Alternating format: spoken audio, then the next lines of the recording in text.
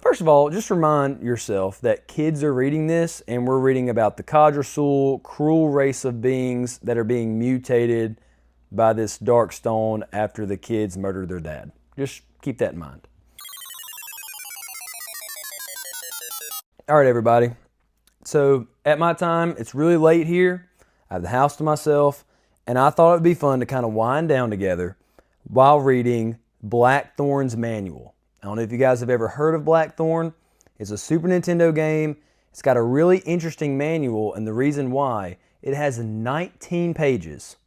19 pages of fantasy lore about its whole entire world, its hero, the enemies, the war, all these different countries, just all kinds of drama. 19 pages worth. And I have never read it. I think it's super interesting it has that much lore for just a pretty simple game. I've skimmed it. I kind of know what it's about, but I've never read it. So I think it'd be really fun to read it together. And every once in a while, if something just jumps out at me or if something's just off the wall or I think something's interesting, I'm going to stop, make note of it, give comment over it, and maybe say something silly. I don't know. We'll see. But we're just going to read it together. Again, so I'm kind of lame. I have the digital version, but that's what I'm reading. Got my coffee ready, got my favorite Waffle House mug.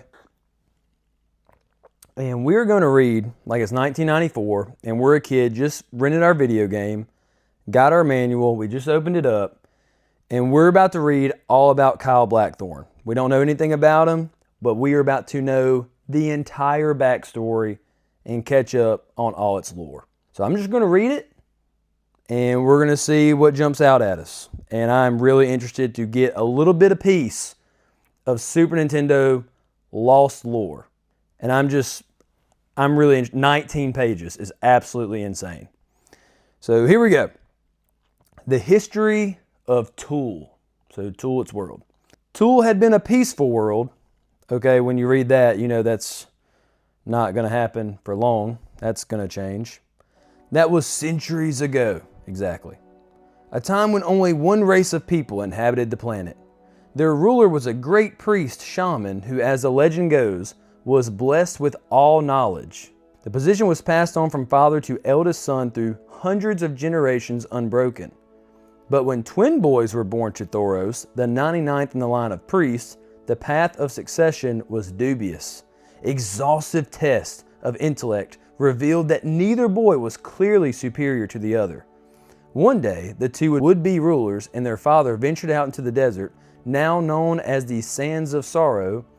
Well, I guess this didn't go very well, being though the name is Sands of Sorrow. And what's the intellect test? I mean, did he make them solve Rubik's Cube out in the desert? I'd be interested to know what that is. So they're trying to determine the next ruler of Tool. The sons returned 3 days later, bearing with them 2 large gems, one light, one dark. Their father was dead, they announced. So obviously, they killed him. His body had transformed into the 2 gems they now held. Well, I'm going to go ahead and go out on a limb here. I'm going to say that the light stone has all the good things about him, or the good energy. The dark stone does not. One brother's probably going to get the good stone and make a good world. The dark stone's probably going to have bad energy. Just a guess, having read a little bit of fantasy lore in my day.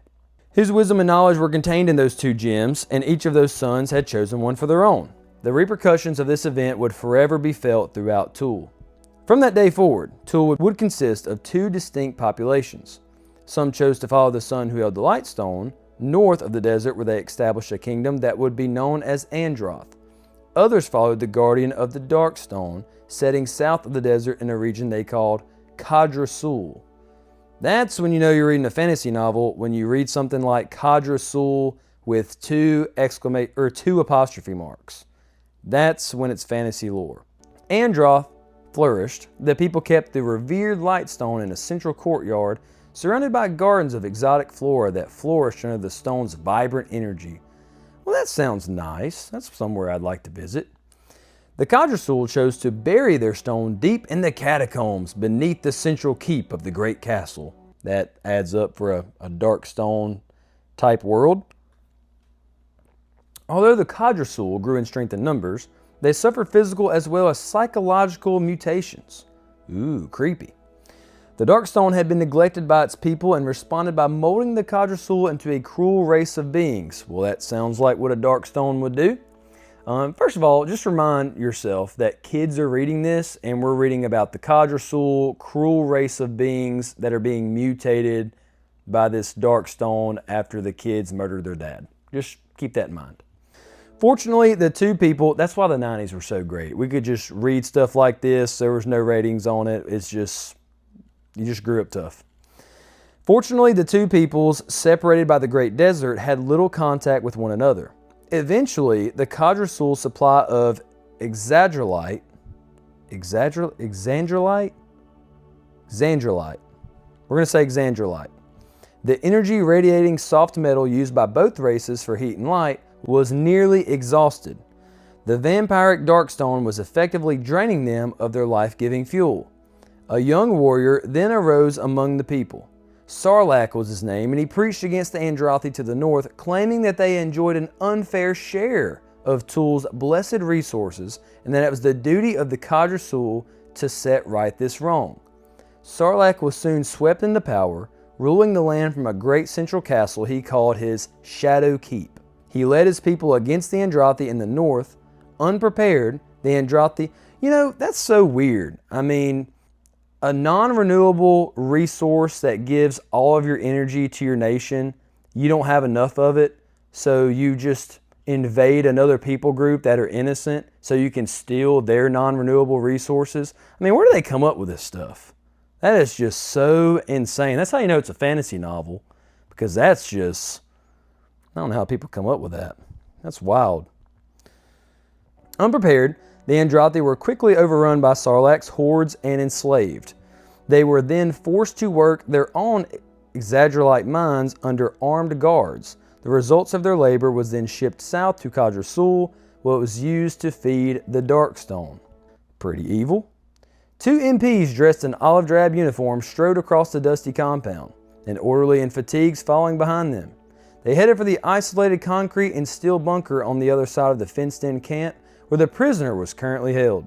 The larger of the MPs, a sandy-haired, freckle-faced sergeant, freckle-faced, he's handsome like me, offered some advice to the newly arrived MP corporal. "The prisoner must be kept under restraint at all times," the sergeant cautioned him.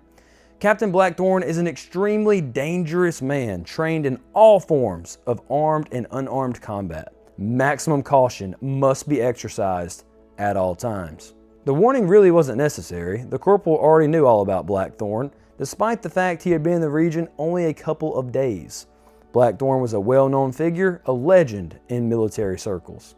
A former U.S. Marine officer, Captain Blackthorne had turned mercenary early in his military career after receiving a medical discharge from the corps.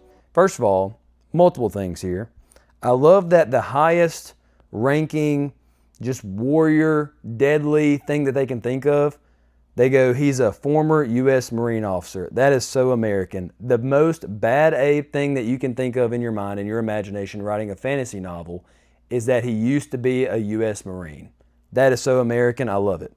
Number two, what was the other thing? Oh, receiving a medical discharge. I love that kind of writing because you don't know, was it a good thing? Did he jump on a grenade trying to save somebody? Maybe blew off some of his leg. Maybe he's a really good guy, got a good heart. Or was it medical discharge because he's going crazy and he's actually insane? I love that kind of vagueness. You don't really know what kind of person this is. All you know, he's a really powerful criminal behind bars. And I think this is where we're going to get introduced to our protagonist, Blackthorne. I would imagine. He had since fought... Oh, yeah. No, it already told us that. That's right. Yeah, this is about Blackthorne. He had since fought in a dozen or more different military actions all over the world. Cold, shrewd, and calculating, Blackthorne was said to be absolutely merciless.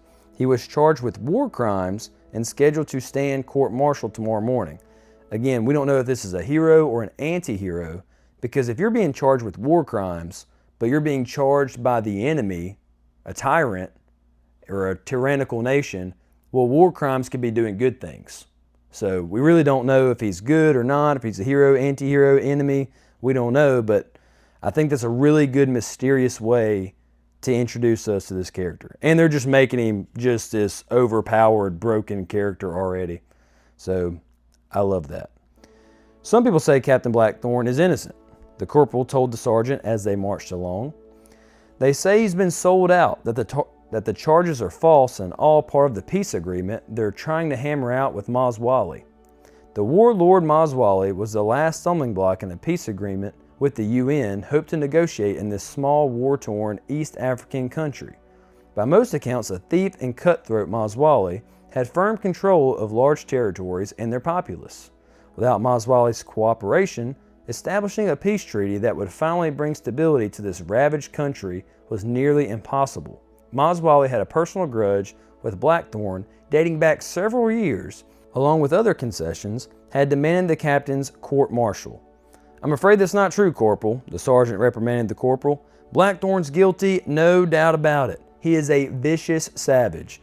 I just want to say this, if I was ever introduced in a fantasy novel, I want somebody to describe me as this. I mean, he's been called a vicious savage, just this merciless warlord, not warlord, but war hero. I mean, they've really built this guy up. I hope my lore and my plot has that much, it's that talked about. He should consider himself lucky we didn't turn him over to Maswali like he demanded. Maswali had first insisted that Blackthorne be handed over to him for trial at the warlord's hands, a demand that even the merciless UN commanders could not see fit to honor. The deal struck was that Blackthorne would stand court-martial at the hands of his own troops. His eventual conviction and a long sentence were nearly guaranteed. Now, I just want to remind you, as we've read thus far, this is a Super Nintendo game. This is a Super Nintendo 2D run-and-gun game. Just a reminder. I love it. I love it. The corporal said no more. In the mere 2 days he had been assigned to this post, he already decided he didn't like his sergeant. Blackthorne was known as a rebel, the kind of man this sergeant would not tolerate. Finally, reaching the small concrete bunker that served as the prisoner's holding cell, the party halted. Without preamble, the sergeant beat his hammy fist on the heavy door. "Prisoner, to the door! Hands out!" A narrow opening was cut in the door about waist high, used to pass food trays back and forth and kept sealed with the padlock bar. At a nod from the sergeant, the corporal unlocked the bar and stepped back. A pair of hands emerged from the opening, fists clenched, wrists held together. The hands were large, strong, lined with cords and muscle. Man, they are really talking this guy up. I can just imagine if you're in a dark cell and you see two big, muscly, meaty hands come out, that's got to be intimidating, especially if it's already all this lore talked about him. Basically, he's a legend at this point because he's so dangerous and he's such a bad guy. I can imagine I would probably be shaking in my boots if I had to take care of this guy. "Put the handcuffs on him, Corporal," ordered the sergeant. Fumbling slightly with the unfamiliar restraints, the corporal finally locked them around the extended wrist. Cuffs secured, the sergeant ordered the prisoner to move back to the rear of the cell while the door was unlocked and opened. Carefully, the corporal stepped inside the bunker, baton at the ready. So they want to make sure that they are not distracted. They are fully aware of Blackthorne.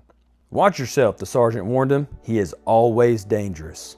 The cell was hot, stuffy, and dark. The only light, a few rays of sun streaming in through a pair of narrow, barred ventilation slits near the ceiling. The prisoner was in position at the rear of the cell, his face hidden by the shadows. He stood stock still, silent. The corporal noted the prisoner's broad shoulders and powerful arms. "Tomorrow's the big day, eh?" What are they, Canadian? "Tomorrow's the big day, eh?" The sergeant chided Blackthorne, walking up to the prisoner and standing before him. "You go up on charges, and when it's over, they're going to lock you up forever, Blackthorne." The sergeant grinned at the silent prisoner, slapping his baton in the open hand. The prisoner said nothing, didn't move. The orderly left the hut to dump the prisoner's toilet. Distracted by his movements, it's about to go down. Prisoner got distracted, you know Blackthorne's going to take advantage. The sergeant glanced over his shoulder, a mistake he lived to regret. We're about to see it, about to see some butt kicking. As soon as Blackthorne saw the sergeant's eyes leave him, yep, he made his move. With an elbow to the throat, he sent him crashing to the floor, knocked unconscious by a single blow. Good Lord. Blackthorne turned toward the corporal. "Give me the keys," Blackthorne said in a quiet yet menacing tone. The corporal was petrified. I would be too, buddy. Probably be peeing myself. He dropped his weapon, fumbled with the keys on his belt, and handed them to Blackthorne. Moving toward the doorway, Kyle crouched in the opening, peering across the compound, the unfamiliar sunlight bright and painful to his eyes. The area seemed clear, only a few men were around. On the far side of the camp, a helicopter prepared for takeoff, the sound of its turning rotors chopping across the camp. Without further hesitation, Blackthorne made for his break. Out the door, sprinting across the compound, he ignored the shouts behind him. Reaching the helicopter, he took the ground crewman out with a fist to the jaw that sent the man sprawling to the ground. A second crewman, aboard the craft near the open side door, tried to make a move, but Blackthorne already had his hands on him, dragging him out of the chopper to throw him into the tarmac. Leaping aboard, Blackthorne slammed and latched the door, then scrambled forward to the cockpit.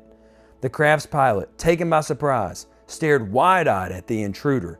"Captain Blackthorne," he said, not really believing what he saw. "Out!" ordered Blackthorne. Without a second's hesitation, the pilot unstrapped himself and scrambled out the door. Yeah, it's probably a nice business decision you made right there, buddy. He had served with Blackthorne and entertained no foolish ideas about trying to stop this man. Business decision, like I said. He had barely made it to the ground when the chopper lifted in the air. Okay, so now Blackthorne is stealing their own helicopter. This is such a Rambo move. That's incredible. That is awesome. So now Blackthorne is manning the controls. Swinging the chopper around in a tight arc over the camp, he straightened it out and began streaking west toward the distant hills. Headed for the hills, getting out of there in a stolen chopper. That's incredible. Blackthorne had a chance. 40 miles west of here lay the border. If he could get over the hills and out of the country, he would have a chance. He had friends there, made a few years back when he was helping defend the country's border against incursions made by the vicious warlord Maswali. These old friends would help him out.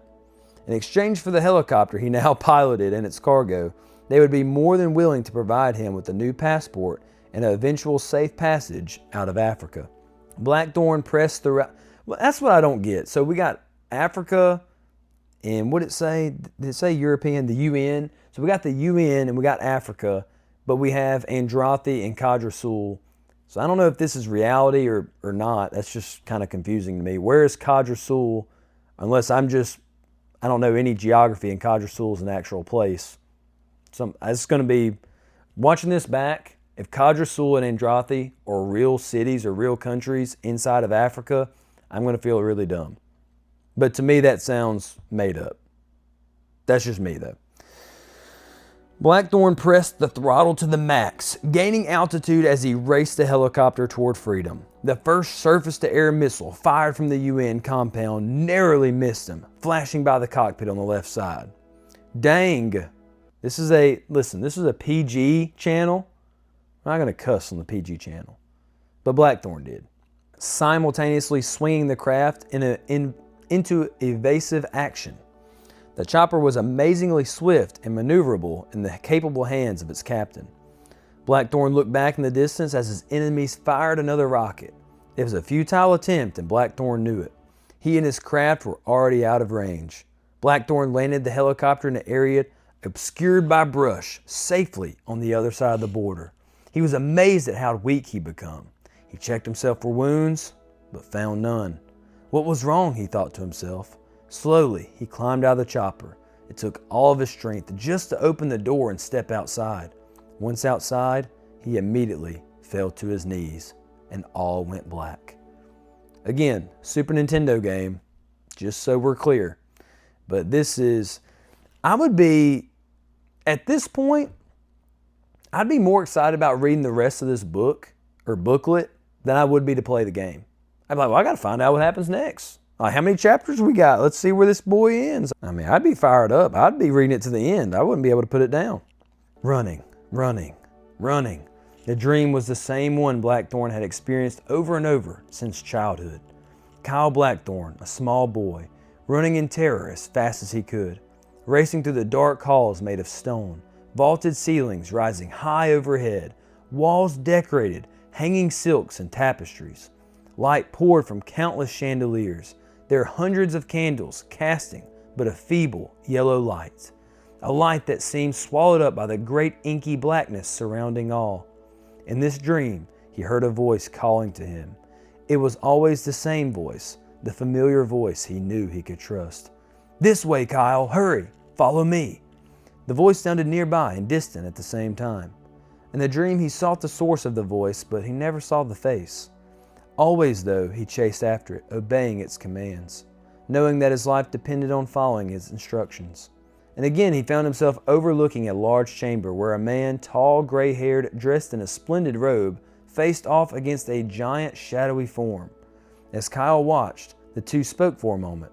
Then the giant form stepped out from the shadows, a huge man with powerful arms and shoulders. Laughing evilly, the stranger drew forth the great sword, and raising it over his head, struck the older man down.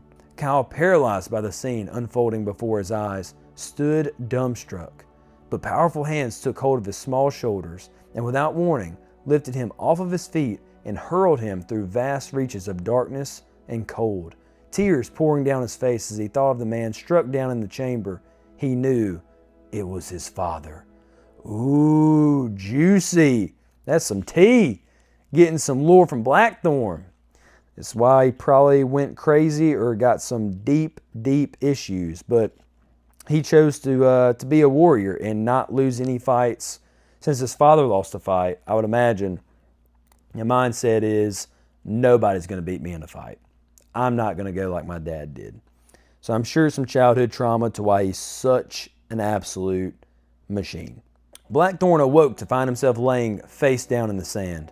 His head throbbed and he was disoriented. Slowly coming to his senses, he realized that he had that dream again, one of the many odd dreams that haunted him all of his life.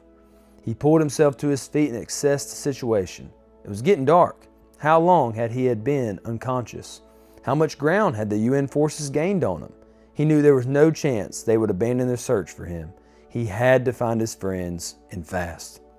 Scrambling to a nearby ridge, he saw the highway below that his allies had frequently used. Maybe they still did.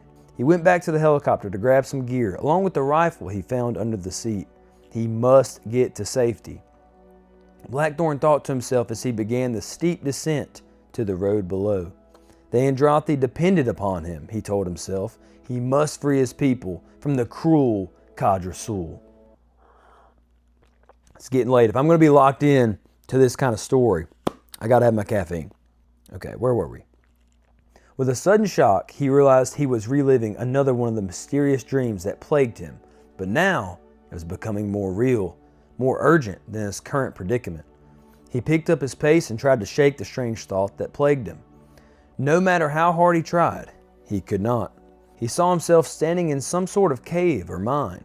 Others were around, men working by dim light, sweating and toiling, mining a strange mineral from the walls of the cave. Others, those not actively at work, were chained to the walls. So I do enjoy this because if you play the game, he's in the mines and there are people chained to the wall. And this is why I love it. I love it because if you just play it, you're like, okay, who are these people? Why are they there? If you read it, this means a lot. When you play the game, you go, okay, that's the people, the Andrathi that are enslaved by the Qadrasul. They're chained up to the wall. And then even in the game, I don't want to spoil it, but I'm going to spoil it. There's some that are skeletons. They've been chained there so long that they died. They starved to death or something happened to them. So you're thinking as you're playing the game, you're like, man, this is awful. This is terrible circumstances. What are happening to these people? And now to place it in this story, this is cool. I'm enjoying this. He saw himself standing, okay, we read that. Others, those not actively at work, were chained to the walls. To his horror, Blackthorne saw that some of the captives were no more than corpses and skeletons. See? Long ago, picked clean from their flesh, they were bound against the walls in upright positions. Kyle pitied these people. Somehow he knew they were called the Andrathi. And again, that mysterious voice ringing in his ears Kyle, come to me. Your people have fallen slave to the warlord Sarlacc and the evil power in the Darkstone. You must free them. You are their only hope. You must seek me out so that I may teach you the secrets of the Lightstone. My name is Galadriel. You know me. Find me." The Andrathi prisoners welcomed him as a friend. Their language was foreign yet familiar to his ears. They begged for help and he promised it to them, not knowing exactly what that would mean. Then they ran as though in terror. Something was coming. "Khadra-sul!" they shouted as they fled. Something hulked into view, blue-skinned with long, curving tusks. It had obviously once been a man, but now something else. The thing grinned at Kyle and then cracked its evil-looking black whip. So again, I really enjoy this. It's connecting. It's not just here's a story and here's this game. The game fits into the story because when you first show up, you're thinking, what are these ugly-looking blue mutant tusk-looking things? It looks like some sort of bull and a demon and a man all morphed together. And then you get the lore behind it that it's a morphed Khadra-sul person that got tampered with the Darkstone. So it's really putting into place and all the pieces together from the game. And it means it's making the game seem so much more. And it's making me enjoy the game more and wanting me to go back and play it right now. And that's what a good manual should do. This is great. I know I've said it 3 times, but I'm loving it. Blackthorne was still remembering that evil face when the sound of the rapidly approaching helicopter reminded him of his present situation. They'd called up to him. "You better get a hold of yourself, Blackthorne," he told himself, ducking into a narrow crevice, trying to keep out of sight. His head continued to ache, but he knew if he didn't keep his mind on the problems facing him, he'd have worse to worry about. He crouched in the eroded gully and watched as the UN camp's other chopper passed slowly overhead.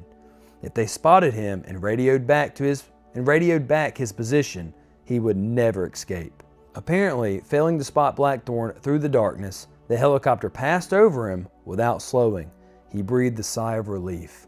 The Gulatrix complex, he told himself. I must reach it. Again, he was shocked to find his memories confused. He was living in a dream from long ago. He tried to concentrate what lay before him, but still the other thoughts just kept intruding, insisting that his precarious trek through the desert was dwarfed in significance by the unusual thoughts that raced through his head. He was crossing a vast desert in search for the Gulatrix complex. Sweltering from the heat, he trudged on. He felt the presence of someone or something, but he saw nothing. Enemies lurked everywhere behind the sand dunes and windswept hills surrounding him. Khadra-sul was their name. Once human, they were now twisted and degenerate, their lives and souls warped by Sarlacc. Enslavers of the Andrathi, Blackthorne hated them, and they feared him. The Gulatrix complex, his goal, was a far-flung military outpost built long ago by the Andrathi, but now abandoned. He did not know why he had to reach this place, only that he must desperately attain this goal. Something he needed, something important to the task at hand, lay inside, and this he must retrieve. Here there was no voice to guide him. He was on his own. I'm really curious to see what's in this Gulatrix complex. Like, what's going to be the thing to put him over the edge to win against the Khadra-sul? What powerful thing do we lay await? We have no idea. We got to keep reading. And that's how they hook you. That's how they get you. But they got me. I'm in. I'm going to keep reading. A shot rang out, a distant rifle firing from the other side of the highway. The slug kicked up dirt in front of Blackthorne as it buried itself in the ground near his feet. A sniper! Blackthorne threw himself to the ground, rolling and scrambling until he got himself behind a low line of rocks just barely high enough to afford him cover. Was this sniper a friendly force unable to recognize him in the darkness? He quickly ruled out that possibility. He was sure that the sniper was one of Maswali's men, probably assigned to specifically hunt down and capture Blackthorne, dead or alive. Pinned flat to the ground, his slightest movement was answered by the crack of a rifle and slug ricocheting off rocks shielding him. The only thing he knew for sure was that the sniper was holed up in a narrow crevice on a mountain across the highway. Entrenched high above him, the sniper could keep Blackthorne pinned down indefinitely. He pulled out the rifle and attached the infrared scope. The sniper shots continued to ricochet dangerously close to his position. The enemy appeared as a shadowy figure through the rifle's sights. Blackthorne fired 2 quick shots. He continued to watch through the sight as the sniper stumbled and fell forward on the mountain. He wasn't the first to fall victim to Blackthorne's sharpshooting prowess, and he wouldn't be the last. That needs to be the end. If they were doing an episodic show of Blackthorne, that needs to be the end of one episode, cliffhanger. I would set my alarm to watch that next episode. Blackthorne hopped to his feet. There was little time left. There was no way of knowing if the warlord sniper was in radio contact with Moswally's camp, but the gunfire and air traffic over the hills would not go unnoticed. He was only a few hundred feet from the highway now. I must find One Hand, Blackthorne told himself, the seer dwelling deep within the carnelian swamps. Who is One Hand? Blackthorne again found himself slipping into one of his eerie visions. He was plodding through a swamp filled with dark, evil-smelling water, surrounded by strangely twisting trees. Sounds like Louisiana, where I'm from. No birds sang, but skitterings and shufflings could be heard among the rushes and briars on the banks. The degenerate Cadrasul lurked there in the great carnelian swamp. Blackthorne was seeking the refuge of a woman only known as the Seer One Hand. It was One Hand who kept the secret Blackthorne needed to defeat the great evil that lay beyond the swamp.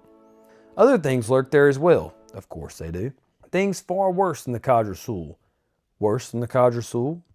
The great evil plaguing this world had also unleashed creatures from other worlds, other dimensions, to stalk this desolate land. These creatures were barely mortal and nearly impervious to Blackthorne's weapons. He was weary of them and their stealthy approach. He never could recall if he'd ever found one he'd been searching for, the name One Hand remaining a haunting enigma. He tried to shake the feelings off, telling himself again and again they were only fragments of half-remembered dreams, but inexplicably, he knew there was more to it than that. Kyle. A voice spoke to him in his head, the voice familiar to him in his dreams. He ignored it, running on.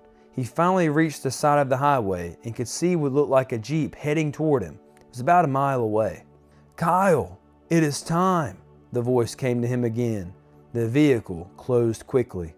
Prepare yourself, Kyle, the voice commanded. The time draws near. Blackthorne clutched at his head, trying to drive the voice out. He sat by the roadway. Was he going mad? He had to block out the voice. The Jeep thundered past him. Blackthorne held out his hand to stop the vehicle, but they didn't see him. Perhaps they couldn't see him. He recognized the occupants of the Jeep as faces of those he had fought alongside only a short time ago. Now, vibrated the voice in his head. Kyle Blackthorne suddenly found himself surrounded by cold and darkness, hurtling through the vastness of space as stars whirled by at dizzying speeds. Your time has arrived, came the voice again, this time nearer, more familiar. You are of age and well trained. It is time to fulfill your destiny. Galadriel? Asked Blackthorne. It is I, answered the voice, your mentor and tutor from years gone by. I remember, said Blackthorne. You were the favorite of my father, King Vlaros, and his advisor and sorcerer, added the voice. Your memories are returning, I see. Blackthorne agreed. I remember the murder of my father. I dreamt of it many times. He was slain by a man who stepped from the shadows, he said, turning suddenly grim. Yes, the evil Lord Sarlacc. Sarlacc killed his father. So now it's personal. Not only is it an evil that he's trying to right and he's trying to save these people, but it is personal. This is good. Said the voice that was Galadriel. He still reigns, Kyle, and our world is worse for it. If not stopped, soon he shall be the end of us all. The world of Tool, your world, needs you desperately. Too many years have the Androthes lived under the yoke of Sarlacc and his people, in the twisted Cadrasul.